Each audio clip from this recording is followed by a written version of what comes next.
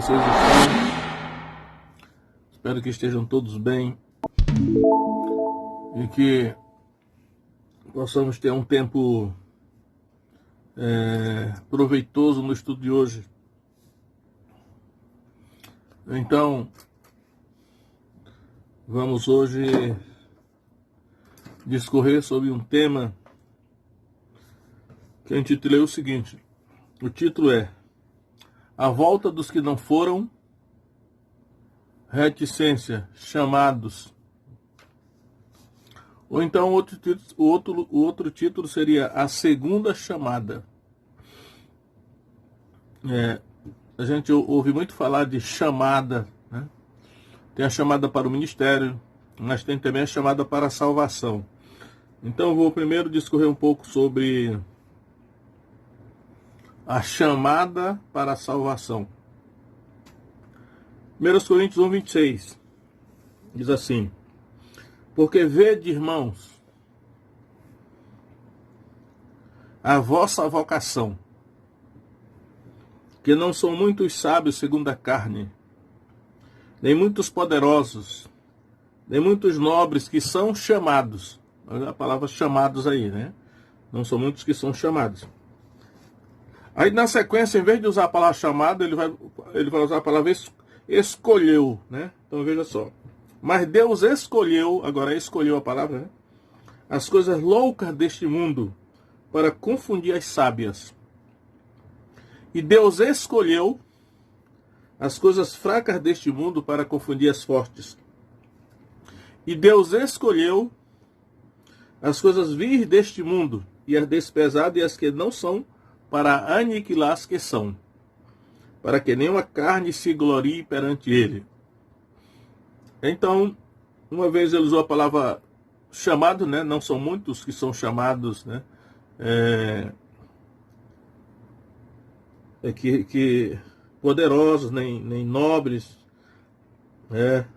nem sábios, mas chamados. E depois ele usou a expressão isso, Deus escolheu, Deus escolheu, Deus escolheu. Mas eu quero me fixar na palavra chamados.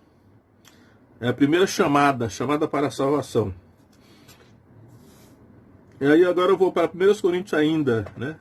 Eu li 1 Coríntios 1:26, agora eu vou ler 1 Coríntios capítulo 7, onde a palavra chamado é repetida. Então diz aqui. Paulo agora está num outro contexto, falando de outro assunto, mas a questão da chamada.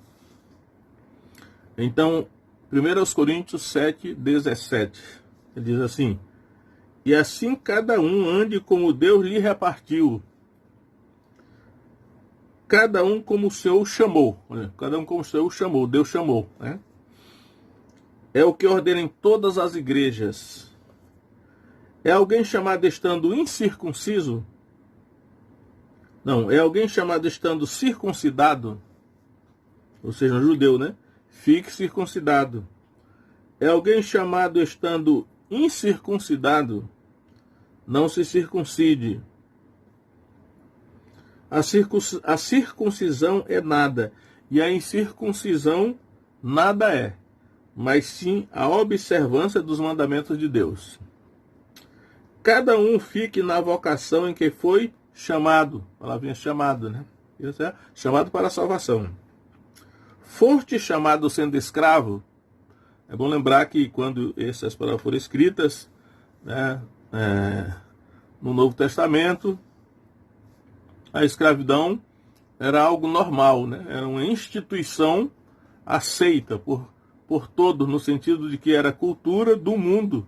Uma nação derrotava a outra na guerra e escravizava a nação derrotada. Então a escravidão era algo, de certa maneira, normal, né? Era uma cultura que vem desde da antiguidade. Então ele está dizendo que havia muitos escravos que se convertiam ao Evangelho. E aí ele não aconselhava, pelo contexto da época, que eles lutassem contra a escravidão como instituição, né? Aí diz assim: cada um fique, né? Foste chamado sendo escravo. Aqui tá servo, mas a palavra no grego certamente é doulos, e doulos significa escravo. né? Essa tradução por servo é um eufemismo para amenizar, né, a ideia de que o Novo Testamento ele não combate assim diretamente a escravidão, né, pelo contexto em que se ele fosse escrito hoje combateria, né? Mas Deus leva em consideração a cultura. Então, veja só, não te preocupes com isso se você ainda é escravo. Mas se ainda pode ser livre, aproveita a ocasião. Então, ele está dizendo aqui, né, que se você pode ser livre, ainda aproveita a ocasião. Mas é tipo assim, ser escravo ou ser livre não é a coisa mais importante. A coisa mais importante é você ser salvo, né? É Deus ter te chamado para a salvação.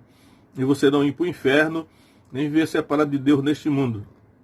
Isso é mais importante que ele está dizendo. A salvação é se você puder ser livre, aproveita a ocasião, né? Aí diz aí, porque o que é chamado pelo Senhor, sendo escravo, é liberto do Senhor. O Senhor aqui é Jesus Cristo, né? É liberto do Senhor. Da mesma maneira, também o que é chamado sendo livre é escravo de Cristo. Então não tem para ninguém, né? Não tem ninguém livre, porque de qualquer maneira, se você é escravo, ser escravo de Cristo é bom, porque Cristo é bom, né? Nos ama, deu a vida para nos salvar. Então, ele está dizendo aqui, a questão da escravidão não está tanto na própria instituição da escravidão. A questão é, você é escravo de quem? Se o seu dono, o seu senhor, né, o seu patrão é mau, a escravidão vai ser ruim. Mas se for uma pessoa boa, no caso que Jesus, né, ele vai te tratar bem, pelo menos com justiça, né? Então a alternativa de ser escravo de Jesus é ser escravo de Satanás. Então por isso não tem ninguém livre, né? Porque existem poderes espirituais que dominam este mundo e as pessoas. Então ele diz aqui, fostes comprados por bom preço. Ó, a linguagem de comprar escravo, né? Não vos façais escravo dos homens. Irmãos, cada um fique diante de Deus no estado em que foi chamado. Então, esse chamado aqui é o chamado para a salvação. Chamado para a salvação. Né? Aqui lá no primeiro capítulo, ele usou a palavra escolheu, né? Várias vezes. Agora, eu vou avançar um pouco mais aqui no Novo Testamento para a segunda carta de Paulo a Timóteo, uma carta pastoral, né? Então diz aqui, segunda carta de Paulo a Timóteo, segunda epístola, capítulo 1, verso 9, Paulo diz assim, primeiro vamos ler o verso anterior, né, para entender melhor. Portanto, não te envergonhes do testemunho de nosso Senhor, é Jesus esse nosso Senhor, nem de mim que sou prisioneiro seu. Ou seja, Paulo se considerava um prisioneiro de Jesus. Embora ele estivesse numa prisão romana, ele sabia que na hora que Jesus quisesse o tiraria. Então, se Jesus não o tinha tirado, ele não era escravo de César, né, do imperador romano, mas aliás, não era prisioneiro do imperador romano, ele era prisioneiro de Jesus, e se ele estava sendo mantido lá, porque Jesus estava querendo. Então ele se intitulava eu sou prisioneiro do Senhor Jesus Cristo. Várias vezes ele diz isso no Testamento. Antes participa das aflições do Evangelho. O Evangelho tem aflições, né? Segundo o poder de Deus. Aí o que ele vai dizer aqui? Que nos salvou e chamou com uma santa vocação. Olha aqui tem uma segunda chamada. Primeiro ele nos salvou, ele está dizendo. Ele está falando, ele e no caso aqui, ele e Timóteo, né? Ele nos salvou, Deus nos salvou, e chamou com uma santa vocação. Então, essa chamada aqui não é aquela primeira chamada que nós lemos lá em 1 Coríntios, né? Capítulo 1 e capítulo 7. Essa aqui é uma segunda chamada, né? Que é popularmente chamada de chamada ministerial. Então, é bom enfatizar isso, né? Que existe uma segunda chamada. A primeira chamada é para a salvação, né? E a segunda chamada é para ministério. O ministério, digo assim, porque de certa maneira todos são chamados para algum ministério, né? O ministério, diz assim, pastoral, né? Para cuidar da igreja de Deus, do rebanho de Deus. Uma chamada ministerial nesse sentido, porque se levarmos ao pé da letra, ministério todos têm, porque cada um tem um dom e cada dom é um ministério.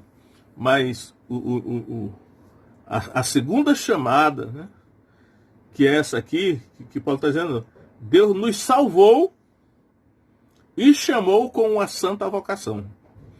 Primeiro ele salvou, depois ele chamou. Se nós formos olhar a vida do apóstolo Paulo, ele foi salvo primeiro, né? Encontrou com Jesus no caminho de Damasco.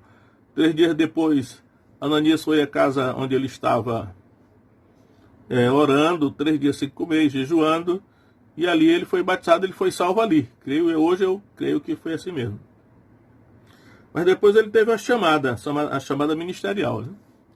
Ou pode ser que desde o dia que ele foi salvo, ele já teve uma chamada ministerial, embora ele teve um treinamento, nós sabemos disso, né, que ele não entrou logo no ministério, embora fosse um homem extremamente preparado dentro do judaísmo, né, versado na lei, todos os costumes dos judeus. Então, nesse sentido aí, ele era top, mas com respeito ao ministério cristão, ele ainda precisava aprender algumas coisas, né. Então, o que eu quero deixar claro aqui é: nem todos foram chamados para essa segunda chamada. A primeira chamada para ser salvo, aí sim. Agora, veja que por isso que eu li lá em 1 Coríntios capítulo 1, que ele usa a palavra chamou, né? Não são muitos sábios, né? Nem os poderosos, né?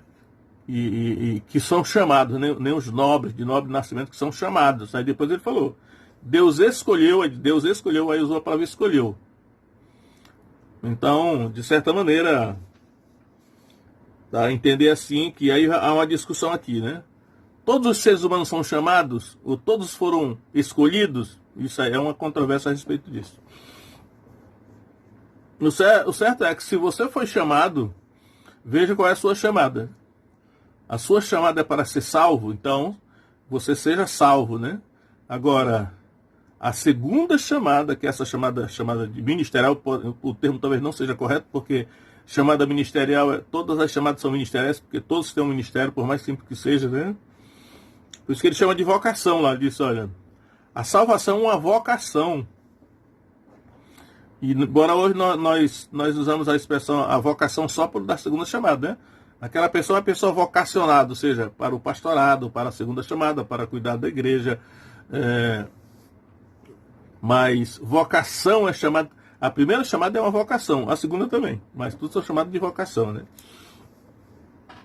Então eu quero agora mostrar essa questão da segunda chamada, baseado em Atos capítulo 13, né? Porque em Atos capítulo 13. Não, antes de Atos capítulo... Não, eu vou ter que ler Atos capítulo 13 primeiro. Depois eu vou falar de outra coisa. Então diz assim. Atos capítulo 13 mostra aqui, né? Vamos ler. E na igreja que estava em Antioquia, e aqui é a Antioquia da Síria, mais na frente ele vai encontrar outra Antioquia, chamada Antioquia da Pisídia, mas essa Antioquia aqui, que eu diria que é uma espécie de base missionária, da onde os missionários serão enviados, é da Síria. Então, na igreja que estava em Antioquia, havia alguns profetas e doutores. Talvez eu prefira usar a expressão mestres, né? Doutores ou mestres, didáscalos, a saber, Barnabé. Olha, esses camaradas aqui, olha os dons dele, né? Barnabé, eles eram profetas e mestres. Barnabé e Simeão, chamado Níger, Lúcio Cireneu e Manaém, que fora criado com Herodes, o tetrarca, e Saulo. Então esses 5 homens aqui são mencionados como sendo homens que os dons que eles tinham, porque eles eram profetas e mestres, indica que eles tinham uma segunda chamada. É uma chamada ministerial. Tanto é que essa reunião de oração, que ele estava orando e jejuando aqui, eu digo que é uma reunião de oração de poucas pessoas, 5 pessoas só, mas com alta qualidade, né? 5 profetas e mestres orando e jejuando, naturalmente o Espírito Santo falaria. Né? Aí diz aí, e servindo eles ao Senhor, eu quero dizer aqui que esse servindo eles ao Senhor, só oração e jejum é um serviço diante de Deus, né? Ana não se afastava do templo, servindo a Deus dia e noite em jejuns e orações, ela era profetisa, né? No início do Evangelho de Lucas, mas aqui é, servindo eles ao Senhor, e jejuando, aqui já o jejum está separado do serviço, né?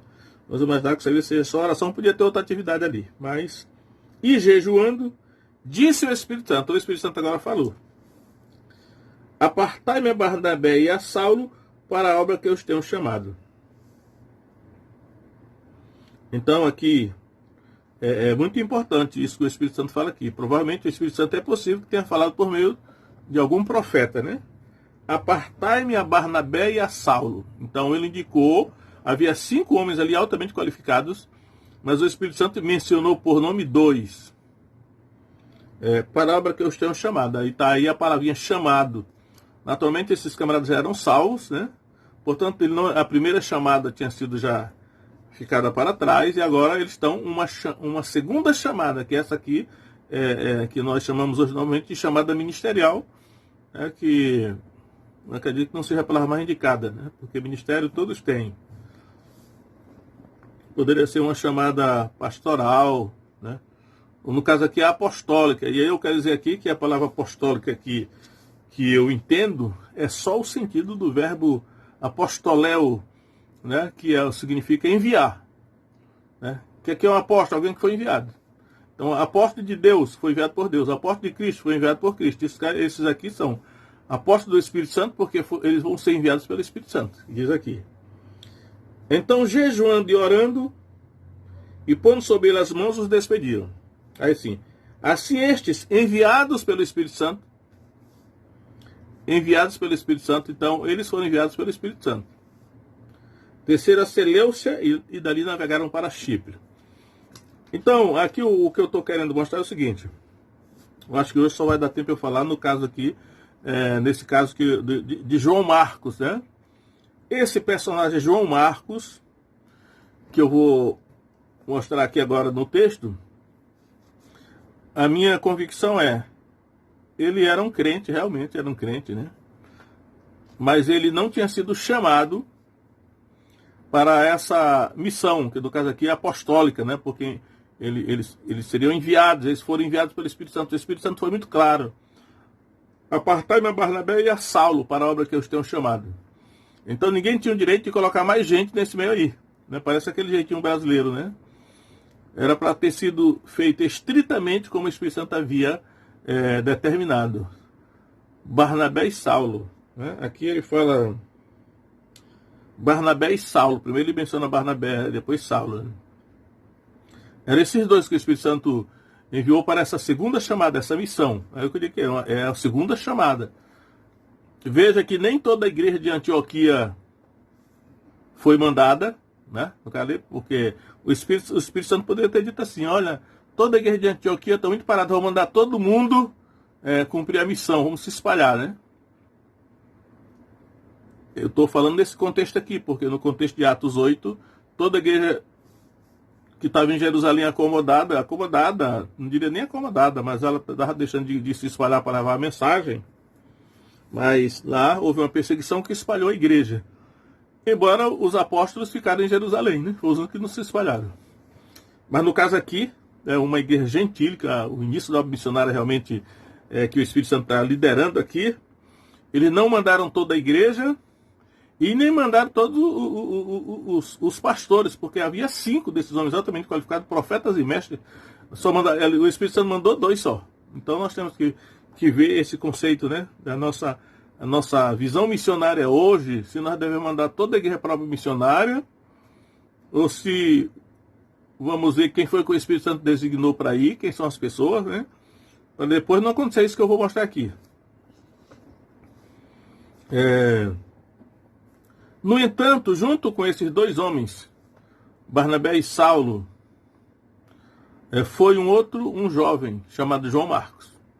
E aí aqui é a questão, João Marcos não foi chamado. O Espírito Santo não falou nada sobre João Marcos. Todavia ele foi, né? E não deu certo. Então vamos ver agora os textos. Atos 12, não, vamos ver, Atos 12, 12. Naquela perseguição que foi morto Tiago à espada, Pedro foi preso, o anjo veio em resposta à oração da igreja, libertou Pedro. E quando Pedro é liberto da prisão, Atos 12, 12 diz assim: e considerando ele nisto, foi à casa de Maria, mãe de João, que tinha por sobrenome Marcos, onde muitos estavam reunidos e oravam. Então, Maria, né, mãe de João, que tinha por sobrenome Marcos, então o nome dele era João, esse jovem chamava-se João, era um judeu, e o sobrenome dele era um sobrenome romano, Marcos é um sobrenome romano, mas ele era judeu mesmo. Naturalmente, a sua mãe era uma mulher de posses, que tinha uma casa boa em Jerusalém, por isso que tinha muitos crentes lá reunidos orando, para que Pedro fosse liberto.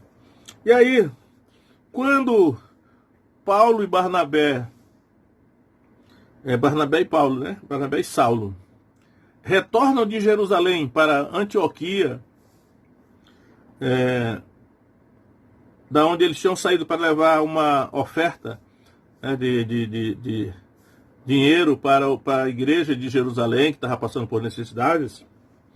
Então, em Atos 12, 23, 12, 25, diz assim: e Barnabé e Saulo, havendo terminado aquele serviço, voltaram de Jerusalém, levando também consigo a João, que tinha por sobrenome Marcos. Então, esse jovem aí já veio junto com ele de Jerusalém, né? É bom lembrar que esse João Marcos era primo de Barnabé. Provavelmente por causa desse parentesco, por influência de Barnabé, o jovem foi junto com eles. E quando Barnabé e Saulo são enviados pelo Espírito Santo da igreja de Antioquia da Síria, Atos 13, 5 diz assim: e chegados a Salamina, anunciavam a palavra de Deus nas sinagogas dos judeus, e tinham também a João como auxiliar, ou cooperador, né?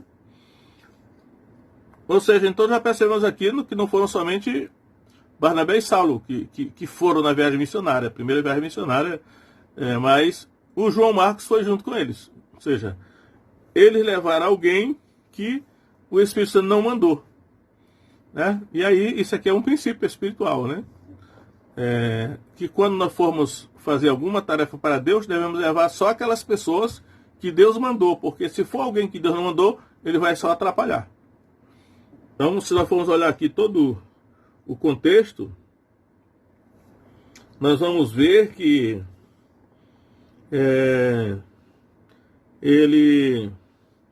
enquanto João Marcos não esteve com eles, a obra não prosperou, né? Somente quando João Marcos voltou, né? Vamos ver aqui o verso 13, olha o verso 13. E partindo de Pafos, Paulo e os que estavam com ele chegaram a Perge. Os que estavam com ele, naturalmente, eram Barnabé e João Marcos. Chegaram a Perge da Panfilha. Mas João, apartando-se deles, voltou para Jerusalém. Então, o João Marcos, né, voltou para Jerusalém. E eu acho interessante que ele voltou para Jerusalém, para a casa da mãe dele, Maria. Ele não voltou para Antioquia da Síria, de onde eles tinham, Barnabé e Saulo, pelo menos, tinham sido enviados pelo Espírito Santo para essa obra missionária. De alguma maneira, ele não sentiu a vontade, né, de voltar para Antioquia e voltou direto para Jerusalém, para a casa da mãe dele, né? Mas João, apartando-se deles, voltou para Jerusalém. A partir daí, a obra missionária de Barnabé e Saulo, ela prospera. As coisas começam a acontecer, né? Então, esse é um princípio espiritual. Quando Deus nos manda cumprir alguma missão, só devemos levar quem Deus realmente mandar. Porque qualquer pessoa que Deus não mandou que for junto vai atrapalhar. E no caso aqui, ainda bem que o João Marcos voltou, né? Por isso que eu disse, é a volta dos que não foram chamados. O João Marcos não foi chamado, por isso que ia acabar voltando mesmo. Aí eu vou saltar aqui mais um pouco aqui para Atos capítulo 15. Eles fizeram a primeira viagem missionária, voltaram bem sucedido, contaram tudo o que aconteceu. Aí quando nós chegamos tem o Conselho de Jerusalém, no capítulo 15 tem o Conselho de Jerusalém, né? E depois eles voltam para Antioquia, de Jerusalém para Antioquia de novo, Barnabé e Saulo. E agora Saulo já é chamado de Paulo, que é o nome romano dele. E aí agora eles já estão novamente na base missionária, que no caso é Antioquia da Síria. E aí o Saulo diz o seguinte, Atos 15, 36. E alguns dias depois disse Paulo a Barnabé, tornemos a visitar os nossos irmãos por todas as cidades em que já anunciamos o Evangelho, a palavra do Senhor, para ver como estão. E Barnabé aconselhava que tomassem consigo a João, chamado Marcos. De alguma maneira, eles aqui estão em Antioquia, da Síria agora. E João Marcos, nós vemos que ele voltou para Jerusalém. Só que agora ele já estava em Antioquia de novo. Talvez quando ele soube que Barnabé e Saulo tinham retornado da viagem missionária, ele veio de Jerusalém para Antioquia de novo. Então ele já estava em Antioquia. Talvez ele estava procurando descobrir qual era realmente a missão dele no corpo de Cristo, né? O lugar dele no corpo de Cristo. É esse. Barnabé aconselhava que tomassem consigo a João, chamado Marcos. Mas a Paulo parecia razoável que não tomassem consigo aquele que desde a Panfilha se tinha apartado deles, e não os acompanhou naquela obra. E tal contenda houve entre eles, que se apartaram um do outro. Barnabé, levando consigo a Marcos, navegou para Chipre. E Paulo, tendo escolhido a Silas, partiu, encomendado pelos irmãos, a graça de Deus. E passou pela Síria e Cilícia, confirmando as igrejas.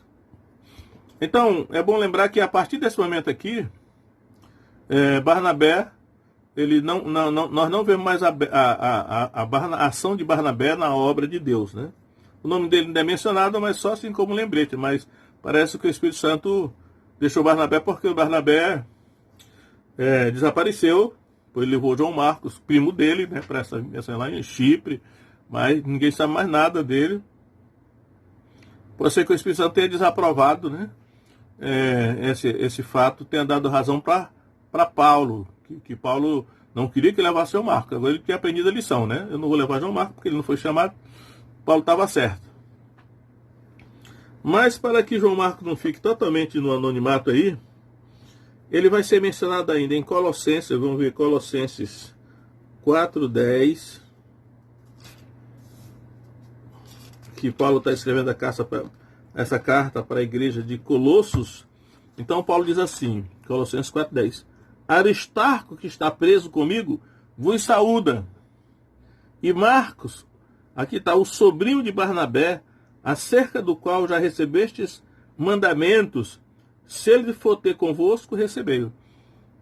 Então, né, agora Paulo, talvez Paulo não tinha nada contra o João Marcos, que era um jovem crente, mas aqui Paulo tinha entendido o princípio espiritual, que quando Deus não chamou alguém, a pessoa não deve ir, que ela vai atrapalhar. Mas agora, fora desse contexto, ele está dizendo, Marcos, o sobrinho de Barnabé, acerca do qual recebeste o mandamento, se ele for ter convosco, recebei-o. Parece que o João Marcos estava preso junto com Paulo agora, que ele está escrevendo da prisão, né? Aristarco está preso comigo, vos saúda, e Marcos, sobrinho de Barnabé. Lá diz que era primo de Barnabé, né? Mas aqui está que ele era sobrinho de Barnabé. Eu acredito que ele era sobrinho de Barnabé, né? Ele era sobrinho mesmo. As traduções se alternam aí, né? E também na segunda carta de Paulo a Timóteo, capítulo 4, verso 10, ele é mencionado, João Marcos é mencionado mais uma vez assim, porque Demas me desamparou. Paulo está escrevendo para Timóteo agora. Porque Demas me desamparou, amando o presente século, Então é o verso 11, assim. Só Lucas está comigo. Toma Marcos e traze-o contigo, porque me é muito útil para o ministério. Então percebemos aí que Paulo, na verdade, não tinha nada contra pessoalmente, na questão pessoal. É porque no contexto da viagem missionária, Paulo sabia que não podia levar ninguém que Deus não tivesse mandado, porque só iria atrapalhar, como de fato realmente aconteceu. Mas o João Marcos é um jovem que tinha um lugar dele, né? Por isso tem que ver qual era a chamada, né? O tempo da chamada também. Às vezes a pessoa tem uma segunda chamada, mas tem que ver o tempo da chamada, para que ela não antecipe, não estava preparada ainda. E no final, esse João Marcos escreveu o Evangelho de Marcos, né? Que tudo indica que o Evangelho de Marcos é uma inspiração do ministério do apóstolo Pedro, né? Porque João Marcos ele se tornou um discípulo do apóstolo Pedro, e provavelmente é possível que ele andou com Pedro nos últimos anos da vida de Pedro, andou junto com ele, escreveu as memórias de Pedro e se tornou o autor de um dos evangelhos, né? Que é o Evangelho de Marcos, que é o primeiro evangelho a ser escrito. Ou seja, esse era o ministério dele, a chamada dele, a segunda chamada dele. Então, certo é que no reino de Deus é assim. Cada um deve procurar o que foi que Deus mandou fazer. Ah, mas tem uma multidão aí que não está indo nem para o missionário, nem está liderando nada. Só que Deus não mandou, né? Se a multidão aí não está fazendo nada, vê se Deus mandou eles fazerem alguma coisa. Porque se Deus não mandou, Deus não pensa assim, não. Quanto mais gente, melhor não. Tem que obedecer a Deus. Se Deus mandou só um, vai um só. Se Deus mandou só dois que estão fazendo a obra, é só esses dois mesmo. Deixa os outros ali fazer aquelas coisas que Deus mandou. Né? Embora saibamos que cada crente tem um dom espiritual, que esse dom deve ser usado, mas não com a mesma responsabilidade, a mesma intensidade, a mesma dedicação exclusiva que alguns foram a segunda chamada, né? Você vai dizer, não, todos foram chamados. Sim, todos foram chamados. Só que todos foram chamados para coisas diferentes, né? Paulo diz assim, eu plantei, Apolo regou, mas Deus deu o crescimento. De maneira nem o que planta, nem o que rega são alguma coisa, mas Deus que dá o crescimento. Aí depois vai dizer assim, que ele e Apolo eram cooperadores de Deus, enquanto que a igreja era a vinha, que eles deveriam cuidar da vinha. Então não adianta, nós temos que ter cuidado para não confundir, né? A pessoa que foi chamada para cuidar da vinha de Deus com a própria vinha, ou com as árvores da vinha. Né? Porque se misturar tudo, vai dizer que todo mundo foi chamado para o ministério, aí coloca pessoas que não foram chamadas nem qualificadas por Deus para fazer essas coisas, vai dar confusão para o prejuízo da igreja e da obra de Deus. Então, fica aí o exemplo de João Marcos, que não foi chamado na segunda chamada e atrapalhou, mas que no final encontrou o lugar dele realmente, e qual era a obra que Deus tinha para a vida dele, que no caso aí foi escrever o Evangelho de Marcos. Então, eu vou parar por aqui, porque o tempo já esgotou, né? Mas é possível que na próxima oportunidade eu vou falar sobre o mesmo tema, envolvendo outro personagem. Então, que Deus abençoe cada um de vocês aí, cada um de nós aqui, em nome de Jesus. Amém.